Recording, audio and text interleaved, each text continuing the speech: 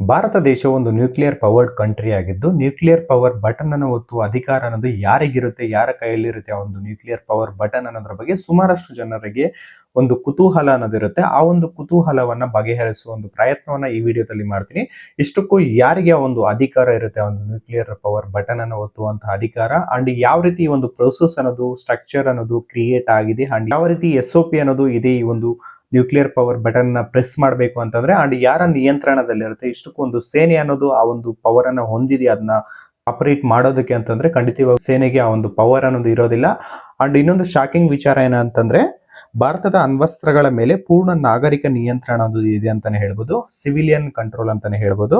And ಇಷ್ಟಕ್ಕೂ ನಿಮ್ಗೆ shock ಆಗ್ಬೋದು ಈ ಒಂದು ವಿಚಾರವನ್ನ ಕೇಳಿದ್ರೆ. ಅಂಡ್ ಈ ನ್ಯೂಕ್ಲಿಯರ್ ಪವರ್ ಏನಿದೆ, ಈ ಒಂದು ನ್ಯೂಕ್ಲಿಯರ್ ಸಿಸ್ಟಮ್ ಅನ್ನ ಕಂಟ್ರೋಲ್ ಮಾಡೋದಕ್ಕೆ ಅಂತ ಒಂದು ವ್ಯವಸ್ಥೆನೇ ಇದೆ, ಅದನ್ನ ನ್ಯೂಕ್ಲಿಯರ್ ಕಮಾಂಡ್ ಅಥಾರಿಟಿ ಅಂತ ಇರುತ್ತೆ. ಇವರು ಈ ಒಂದು ವ್ಯವಸ್ಥೆಯನ್ನ ನೋಡ್ಕೊಳ್ತಾರೆ. And if in case nuclear weapons ಅನ್ನ ಕಂಟ್ರೋಲ್ ಮಾಡಬೇಕು ಅಂತಂದ್ರೆ, ಅಂತ ಒಂದು ಸಿಚುವೇಶನ್ ಬಂದಿದೆ ಅಂತಂದ್ರೆ, ಅಂತ ಒಂದು ಸಂದರ್ಭದಲ್ಲಿ ಯಾವ ರೀತಿ ಈ ಒಂದು ಸಿಸ್ಟಮ್ ಆಪರೇಟ್ ಆಗುತ್ತೆ ಅನ್ನೋದ್ರ ಬಗ್ಗೆ, ಅಂಡ್ ಯಾರಿಗೆ ಸಂಪೂರ್ಣ ಅಧಿಕಾರ ಇದೆ ಒಂದು ನ್ಯೂಕ್ಲಿಯರ್ ವೆಪನ್ಸ್ ಅನ್ನ ಈಗ ಯೂಸ್ ಮಾಡಬಹುದು ಅಂತ ಒಂದು ಡಿಸಿಷನ್ ತಗೊಳ್ಳೋ ಅಧಿಕಾರ ಯಾರಿಗಿದೆ ಅನ್ನೋದ್ರ ಬಗ್ಗೆ ಈ ಒಂದು ವಿಡಿಯೋದಲ್ಲಿ ಕಂಪ್ಲೀಟ್ ಆಗಿ ತಿಳಿಸೋ ಪ್ರಯತ್ನವನ್ನು ಮಾಡ್ತೀನಿ. ಅದಕ್ಕೋಸ್ಕರ ವಿಡಿಯೋನ ಕಂಪ್ಲೀಟ್ ಆಗಿ ನೋಡಿ ಅಂತ ರಿಕ್ವೆಸ್ಟ್ ಮಾಡ್ಕೊಳ್ತಾ, ಇಫ್ ಇನ್ ಕೇಸ್ ನೀವೇನು ಕ್ರಿಯೇಟಿವ್ ಕೋದಂಡ ಯೂಟ್ಯೂಬ್ ಚಾನಲ್ ನ ಸಬ್ಸ್ಕ್ರೈಬ್ ಮಾಡ್ಕೊಂಡಿಲ್ಲ ಅಂದ್ರೆ ದಯವಿಟ್ಟು ಸಬ್ಸ್ಕ್ರೈಬ್ ಮಾಡ್ಕೊಳ್ಳಿ. ಅಂಡ್ ಇನ್ಸ್ಟಾಗ್ರಾಮ್ ಅಲ್ಲಿ ನೋಡ್ತಾ ಇದ್ದಂದ್ರೆ ಅಕೌಂಟ್ ನ ಫಾಲೋ ಮಾಡ್ಕೊಳ್ಳಿ. ಅಂಡ್ ಕಂಪ್ಲೀಟ್ ವಿಡಿಯೋ ನಿಮಗೆ ಯೂಟ್ಯೂಬ್ ಅಲ್ಲಿ ಇರುತ್ತೆ, ಅಂಡ್ ಯೂಟ್ಯೂಬ್ ಲಿಂಕ್ ಇನ್ಸ್ಟಾಗ್ರಾಮ್ ಬಯೋದಲ್ಲಿ ಇರುತ್ತೆ. ಬನ್ನಿ ವಿಡಿಯೋನ ಸ್ಟಾರ್ಟ್ ಮಾಡೋಣ. ಭಾರತದ ನ್ಯೂಕ್ಲಿಯರ್ ಕಮಾಂಡ್ ಸ್ಟ್ರಕ್ಚರ್ ಅನ್ನೋದು ಒಂದು 3 ಲೇಯರ್ಸ್ ಮೂಲಕ ಇದು ರೂಪುಗೊಂಡಿದೆ ಅಂತಾನೆ ಹೇಳ್ಬೋದು. ಅಂಡ್ ಭಾರತದ ನ್ಯೂಕ್ಲಿಯರ್ ಡಿಸಿಷನ್ ಮೇಕಿಂಗ್ ಅನ್ನೋದು 3 ಲೆವೆಲ್ಸ್ ಅಲ್ಲಿ ಮಾಡಲಾಗುತ್ತೆ. ಫಸ್ಟ್ ಲೆವೆಲ್ ಏನು ಅಂತಂದ್ರೆ political level, and second advisory level, and third military operation level ಅಂತ. ಸೊ ಫಸ್ಟ್ ಪೊಲಿಟಿಕಲ್ ಲೆವೆಲ್ ಅಂತಂದ್ರೆ ಯಾವ ರೀತಿ ಇದು ಆಪರೇಟ್ ಆಗುತ್ತೆ ಅಂಡ್ ಯಾರು ಇದರಲ್ಲಿ ಡಿಸಿಷನ್ ಅನ್ನ ತಗೊಳ್ತಾರೆ ಅಂತ ನಾವು ನೋಡೋದಾದ್ರೆ, ಪೊಲಿಟಿಕಲ್ ಕೌನ್ಸಿಲ್ ಅಂತಂದ್ರೆ ಅಂತಿಮ ನಿರ್ಧಾರವನ್ನ ಮಾಡುವವರು ಅಂತಾನೆ ಹೇಳ್ಬೋದು. ಈ ಕೌನ್ಸಿಲ್ ನ ಮುಖ್ಯಸ್ಥರು ಯಾರಾಗಿರ್ತಾರೆ ಅಂದ್ರೆ ಭಾರತದ ಪ್ರಧಾನಿ ಮಂತ್ರಿಗಳು ಈ ಒಂದು ಕೌನ್ಸಿಲ್ ನ ಮುಖ್ಯಸ್ಥರಾಗಿರ್ತಾರೆ. ಅಂಡ್ ಅಣ್ವಸ್ತ್ರನ್ನ ಬಳಕೆ ಮಾಡಬೇಕಾ ಬೇಡವಾ ಅಥವಾ ಅದರ ಅನುಮತಿಯನ್ನ ನೀಡುವಂತಹ ಏಕೈಕ ಅಧಿಕಾರ ಪ್ರಧಾನಮಂತ್ರಿ ಅವರಿಗಿರ್ತದೆ ಅಂತಾನೆ ಹೇಳ್ಬೋದು. ಅಂಡ್ ಈ ಪೊಲಿಟಿಕಲ್ ಕೌನ್ಸಿಲ್ ನ ಕೆಲಸ ಏನು ಅಂತ ಹೇಳೋದಾದ್ರೆ, ನ್ಯೂಕ್ಲಿಯರ್ ಸ್ಟ್ರೈಕ್ ಅಪ್ರೂವ್ ಮಾಡೋದಾಗಿರ್ಬೋದು ಅಥವಾ ನ್ಯೂಕ್ಲಿಯರ್ ಪಾಲಿಸಿಯನ್ನ ನಿರ್ಧಾರ ಮಾಡೋದು, ಅಂದ್ರೆ ದೇಶದ ಅಲ್ಟಿಮೇಟ್ ಸೆಕ್ಯೂರಿಟಿ ಡಿಸಿಷನ್ ಅನ್ನ ತೆಗೆದುಕೊಳ್ಳುವ ಒಂದು ಅಧಿಕಾರ ಅನ್ನೋದು ಈ ಒಂದು ಪೊಲಿಟಿಕಲ್ ಕೌನ್ಸಿಲ್ ಇರುತ್ತೆ ಅಂತ ಹೇಳ್ಬಹುದು. And political council nothing but ಪ್ರಧಾನಮಂತ್ರಿ ಅವರಂತಾನೆ ಹೇಳ್ಬೋದು.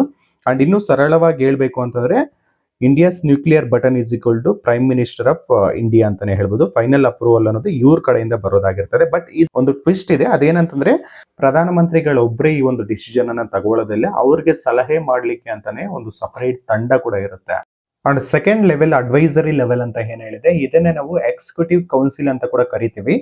ಈ ಎಕ್ಸಿಕ್ಯೂಟಿವ್ ಕೌನ್ಸಿಲ್ ನ ಕೆಲಸ ಏನು ಅಂತ ಹೇಳೋದಾದ್ರೆ, ಈ ಒಂದು ಎಕ್ಸಿಕ್ಯೂಟಿವ್ ಕೌನ್ಸಿಲ್ ನ ಕೆಲಸ ಬಂದು ಸಲಹೆಯನ್ನು ನೀಡುವ ಒಂದು ಬ್ರೈನ್ ಟೀಮ್ ಅಂತಾನೆ ಹೇಳ್ಬೋದು. ಈ ಒಂದು ಕೌನ್ಸಿಲ್ ನ ಮುಖ್ಯಸ್ಥರು ಯಾರಾಗಿರ್ತಾರೆ ಅಂದ್ರೆ ಭಾರತದ ನ್ಯಾಷನಲ್ ಸೆಕ್ಯೂರಿಟಿ ಅಡ್ವೈಸರ್ NSA ಅಂತ ಏನ್ ಕರಿತೀವಿ. ಈಗ ಇನ್ನು ಅಜಿತ್ ದೋವಲ್ ಅವರು ಏನಿದ್ದಾರೆ, ಅವರು ಈ ಒಂದು ಕೌನ್ಸಿಲ್ ನ ಮುಖ್ಯಸ್ಥರಾಗಿರ್ತಾರೆ. ಅಂಡ್ ಇವರ ಕೆಲಸ ಏನು, ಒಂದು ಎಕ್ಸಿಕ್ಯೂಟಿವ್ ಕೌನ್ಸಿಲ್ ನ ಕೆಲಸ ಏನು ಅಂತ ನಾವು ನೋಡೋದಾದ್ರೆ, ಪರಿಸ್ಥಿತಿಯ ಒಂದು ವಿಶ್ಲೇಷಣೆಯನ್ನ ಮಾಡತಕ್ಕಂಥದ್ದು, ಅಂಡ್ ಶತ್ರು ದಾಳಿಯ ಮಾಹಿತಿ ಪಡೆಯೋದು, ಅಂಡ್ ಸೇನೆಯನ್ನ ಇನ್ಪುಟ್ ತಗೊಳ್ಳೋದು, ಸೇನೆಯಿಂದ ಇನ್ಪುಟ್ ಅನ್ನ ತಗೊಳ್ಳೋದು, ಅಂಡ್ ತಂತ್ರಜ್ಞಾನದ ವರದಿ, ರಿಸ್ಕ್ ಅನಾಲಿಸಿಸ್ ಮಾಡ್ತಕ್ಕಂಥದ್ದು. ಅಂಡ್ ಬಟ್ ಇಲ್ಲೊಂದು ವಿಚಾರ ಏನಪ್ಪಾ ಅಂದ್ರೆ, ಇವರು ರೆಕಮೆಂಡೇಶನ್ ಗಳನ್ನ ಕೊಡ್ತಾರೆ ಅಷ್ಟೇ, ಬಟ್ ಲಾಂಚ್ ಆರ್ಡರ್ ಕೊಡೋದಿಲ್ಲ. ಲಾಂಚ್ ಆರ್ಡರ್ ಕೊಡೋದು ಮಾತ್ರ ಪೊಲಿಟಿಕಲ್ ಕೌನ್ಸಿಲ್. ಪೊಲಿಟಿಕಲ್ ಕೌನ್ಸಿಲ್ ಅಂತಂದ್ರೆ ನಾನು ಮೊದಲೇನು ಎಕ್ಸ್ಪ್ಲೇನ್ ಮಾಡಿದೆ ಪ್ರಧಾನಮಂತ್ರಿಗಳಂತ. ಸೊ ಎಂಡ್ ಅಲ್ಲಿ ಡಿಸಿಷನ್ ತಗೊಳ್ಳೋದು ಅವರೇ ಆಗಿರ್ತಾರೆ.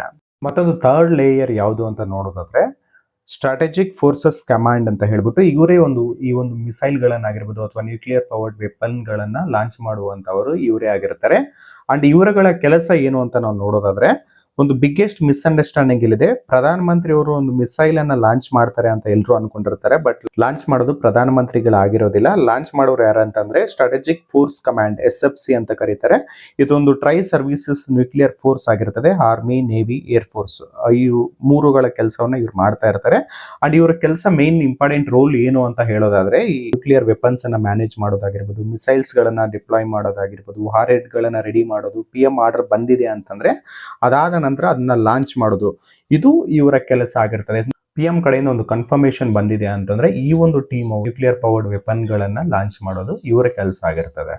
ಒಂದು ಹೈಪೋಥೆಟಿಕಲ್ ಒಂದು ಸಿನಾರಿಯೋನ ಇಟ್ಕೊಂಡು ಈ ಒಂದು ನ್ಯೂಕ್ಲಿಯರ್ ವೆಪನ್ ಗಳನ್ನ ಯಾವ ರೀತಿ ಲಾಂಚ್ ಮಾಡ್ತಾರೆ, ಸ್ಟೆಪ್ ಬೈ ಸ್ಟೆಪ್ ಪ್ರೋಸೆಸ್ ಯಾವ ರೀತಿ ಇರುತ್ತೆ ಅಂತ ಒಂದು ಸಾಂದರ್ಭಿಕವಾಗಿ ಒಂದು ಹೈಪೋಥೆಟಿಕಲಿ ಒಂದು ಥಿಂಕ್ ಮಾಡ್ಕೊಂಡು ನಾವು ಹೇಳೋದಾದ್ರೆ, ಇದು ಲೇಯರ್ಸ್ ಯಾವ ರೀತಿ ಕೆಲಸ ಆಗುತ್ತೆ ಸ್ಟೆಪ್ ಬೈ ಸ್ಟೆಪ್ಸ್ ಅಂತ ನೋಡೋದಾದ್ರೆ, ಸೊ ಫಸ್ಟ್ ಸ್ಟೆಪ್ ಏನಾಗಿರ್ತದೆ ಅಂದ್ರೆ, ಎನಿಮಿ ನ್ಯೂಕ್ಲಿಯರ್ ಅಟ್ಯಾಕ್ ಡಿಟೆಕ್ಟ್ ಆಗಿದೆ ಅಂತಂದ್ರೆ ಸ್ಯಾಟಲೈಟ್ಸ್ ಪ್ಲಸ್ ರಾಡರ್ಗಳು ಇದನ್ನ ಮಿಸೈಲ್ಗಳನ್ನ ಡಿಟೆಕ್ಟ್ ಮಾಡ್ತವೆ. ಸ್ಟೆಪ್ 2 ಏನಾಗುತ್ತೆ ಅಂದ್ರೆ ಎಕ್ಸಿಕ್ಯೂಟಿವ್ ಕೌನ್ಸಿಲ್ ಅನ್ನೋದು ಮೀಟಿಂಗ್ ಮಾಡ್ತಾರೆ. NSA plus military chiefs plus scientist analysis ಅನ್ನ ಮಾಡ್ತಾರೆ. ಅಂಡ್ ಸ್ಟೆಪ್ 3 ಪ್ರೈಮ್ ಮಿನಿಸ್ಟರ್ಗೆ ಅವರು ಬ್ರೀಫಿಂಗ್ ಕೊಟ್ಟು ಫುಲ್ ರಿಪೋರ್ಟ್ ಅನ್ನ ಕೊಡ್ತಾರೆ ಪ್ರೈಮ್ ಮಿನಿಸ್ಟರ್ ಅವರಿಗೆ, ಪ್ರಧಾನಮಂತ್ರಿಗಳಿಗೆ. ಅಂಡ್ ಪ್ರಧಾನಮಂತ್ರಿಗಳು ಒಂದು ಫೈನಲ್ ಡಿಸಿಷನ್ ಮಾಡ್ತಾರೆ. ಏನ್ ಮಾಡ್ತಾರೆ ಅಂದ್ರೆ ಇದನ್ನ ರಿಟಾಲಿಯೇಟ್ ಮಾಡ್ಬೇಕಂತಂದ್ರೆ ಪ್ರತಿದಾಳಿಯನ್ನ ಮಾಡ್ಬೇಕಾ, ವೆಯ್ಟ್ ಮಾಡ್ಬೇಕಾ ಅಥವಾ ಡಿಪ್ಲೊಮಸಿಯನ್ನ ಮಾಡ್ಬೇಕಾ ಅನ್ನೋದ್ರ ಬಗ್ಗೆ ಅವರು ಡಿಸೈಡ್ ಮಾಡ್ತಾರೆ.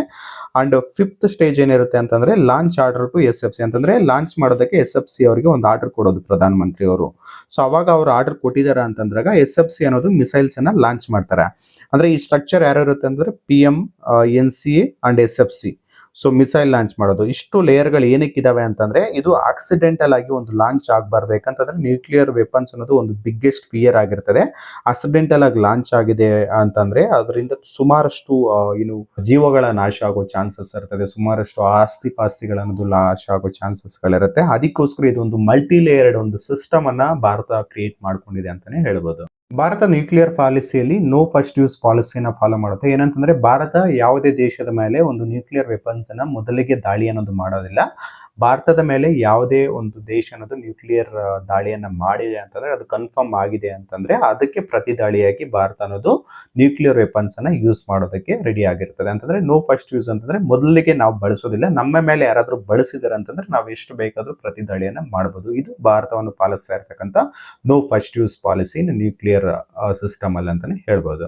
ದೇಶಗಳಲ್ಲಿ ಈ ಒಂದು ನ್ಯೂಕ್ಲಿಯರ್ ಬಟನ್ ಯಾರ ಕಂಟ್ರೋಲ್ ಅಲ್ಲಿ ಇರುತ್ತೆ ಅಂತ ನಾವು ಕಂಪೇರ್ ಮಾಡ್ತೀವಿ ಅಂತಂದ್ರೆ, ಈಗ ಅಮೆರಿಕಾಗ್ ಒಂದು ಕಂಪೇರ್ ಮಾಡ್ತಿದ್ವಿ ಅಂತಂದ್ರೆ ಅದು ಮೇಜರ್ ಡಿಸಿಷನ್ ಅನ್ನೋದು ಅಲ್ಲಿ ಪ್ರೆಸಿಡೆಂಟ್ ಅನ್ನೋದು ತಗೊಳ್ತಾರೆ. ಇನ್ ಪಾಕಿಸ್ತಾನಕ್ಕೆ ತಗೊಂಡ್ರೆ ಮ್ಯಾಕ್ಸಿಮಮ್ ಕಂಟ್ರೋಲ್ ಅನ್ನೋದು ಒಂದು ಆರ್ಮಿ ಕೈಯಲ್ಲಿ ಇರ್ತದೆ. ಅಂಡ್ ಭಾರತದಲ್ಲಿ ನಾನೇನು ಸಿವಿಲಿಯನ್ ಅಂತ ಏನ್ ಮೆನ್ಷನ್ ಮಾಡಿದೆ, ಸೊ ಇಲ್ಲಿ ಪ್ರಧಾನಮಂತ್ರಿಯವರು ಒಂದು ಫೈನಲ್ ಡಿಸಿಷನ್ ಅನ್ನ ತಗೊಳ್ತಾರೆ. ಪ್ರಧಾನಮಂತ್ರಿಯವನ್ನ ಆಯ್ಕೆ ಮಾಡೋದು ಜನಸಾಮಾನ್ಯರಾಗಿರ್ತಾರೆ. ಅದಲ್ಲದೆ ಭಾರತ ಒಂದು ಪ್ರಜಾಪ್ರಭುತ್ವ ದೇಶ ಆಗಿರೋದ್ರಿಂದ ಅದಕ್ಕೋಸ್ಕರ ಇದೊಂದು ಸಿವಿಲಿಯನ್ ಕಂಟ್ರೋಲ್ ಅಲ್ಲಿ ಇರುತ್ತೆ ಅಂತಾನೆ ಹೇಳ್ಬೋದು. ಅದಕ್ಕೋಸ್ಕರ ಸಿವಿಲಿಯನ್ ಕಂಟ್ರೋಲ್ ಅಲ್ಲಿ ಭಾರತದ ಒಂದು ನ್ಯೂಕ್ಲಿಯರ್ ಪವರ್ ಇದೆ ಅಂತಾನೆ ಹೇಳ್ತಾರೆ.